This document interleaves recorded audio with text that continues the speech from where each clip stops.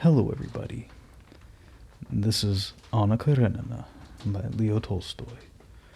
Part 2, Chapter 2. Dolly knew that the consultation was to take place that day, and though she was scarcely yet able to go out, having had a little daughter towards the end of the winter, and although one of the other children was sick, she left them both in order to learn what Kitty's fate should be. "Oh, how is it?" she said, as she came in with her bonnet on. "You're all happy. Then all is well." They endeavored to tell her what the doctor had said, but though it had been a long discourse, couched in very beautiful language, no one was able to give the gist of it. The interesting point was the decision in regard to the journey. Dolly sighed involuntarily. She was going to lose her sister, her best friend, and life for her was not joyous. Her relations with her husband seemed to her more and more humiliating. The reconciliation brought about by Anna had not been of long duration, and the family discords had become as unpleasant as ever. Stepan Arkadyevitch was scarcely ever at home, and there was scarcely ever any money in the house. The suspicion that he was still unfaithful to her ever tormented her, but as she remembered with horror the sufferings caused by her jealousy, and desired above all things not to break up the family, she preferred to shut her eyes to his deception. But she despised her husband, and despised herself because of her feebleness. And moreover, the cares of a numerous family were a heavy load. "And how are the children?" asked the princess. "Ah, mamma, we have so many tribulations. Lily is sick abed, and I am afraid that she is going to have scarlatina. I came out today to see how you were, for I was afraid that after this I should not have a chance."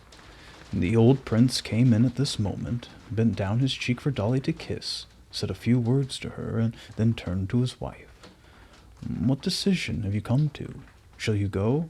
And what are you going to do with me? I think, Alexander, that you had better stay at home." "Just as you please. Mamma, why doesn't Papa come with us?" said Kitty. "It would be gayer for him and for us." The old prince smoothed Kitty's hair with his hand. She raised her head, and with an effort smiled as she looked at him. She felt that her father alone, though he did not say much, understood her. She was the youngest, and therefore her father's favorite daughter, and his love made him clairvoyant, as she imagined. When her eyes met his, it seemed to her that he read her very soul, and saw all the evil that was working there. She blushed and bent towards him, expecting a kiss, but he contented himself with pulling her hair and saying, "These abominable chignons. One never gets down to the real daughter. It's always the hair of some departed saint. No, Dolinka," turning to his eldest daughter, "what is that trump of yours doing?" "Nothing, Papa," said Dolly, perceiving that her father referred to her husband. "He's always away from home, and I scarcely ever see him." She could not refrain from adding with an ironical smile, "He has not gone yet to the country to sell his wood?" "No, he's always putting it off." "Truly," said the old prince, "is he taking after me? I should think so," he added, turning to his wife and sitting down. "And as for you, Katya," addressing his youngest daughter, "do you know what you ought to do? Some fine morning, when you wake up, you ought to say, 'Da, how happy and gay I feel. Why not resume my morning walks with Papa, now that the cold is not so bitter? Ha!'" At these simple words of her father's, Kitty felt as though she had been convicted of a crime. "Yes, he knows all, he understands all, and these words mean that I ought to overcome my humiliation, however great it has been." She had not the courage to reply, but burst into tears and left the room. "Just like your tricks," said the princess to her husband angrily. "You always—" and she began one of her tirades. The prince received her reproaches, at first good-humoredly, but at last his face changed color. "She's so sensitive, poor little thing, so sensitive, and you don't understand how she suffers at the slightest allusion to the cause of her suffering. Ah, how mistaken we are in people," said the princess. And by the change in the inflection of her voice, Dolly and the prince perceived that she had reference to Vronsky. "I don't understand why there are not any laws to punish such vile, such ignoble actions. "Ah, do hear her," said the prince with a frown, getting up and going to the door as though he wanted to escape, but he halted on the threshold and said, "There are laws, Matushka, and if you force me to explain myself, I will tell you that in all this trouble you alone are the true culprit. And there are laws against these young fops, and there always will be, and, old man that I am, I should have been able to punish this barber, this villain, if you had been the first to invite him here, das, and now to cure her, show her to the mountebanks."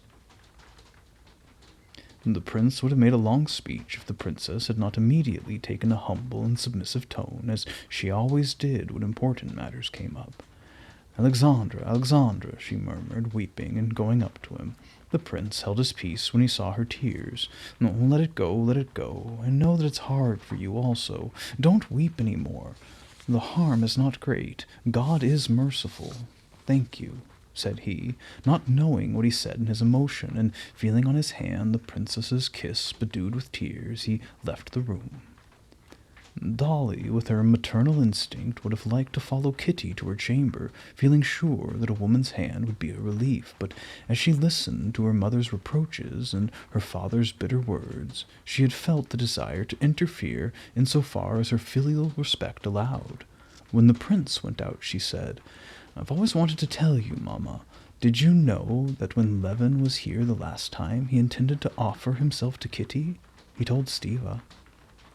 "What? I don't understand." "Perhaps Kitty refused him. Didn't she tell you?" "No, she didn't say anything to me about either of them. She's too proud. But I know that all this comes from—" "Yes, but think, perhaps she refused Levin. I know that she would have not done so if it had not been for the other, and then she was so abominably deceived." The princess felt too guilty not to affect indignation.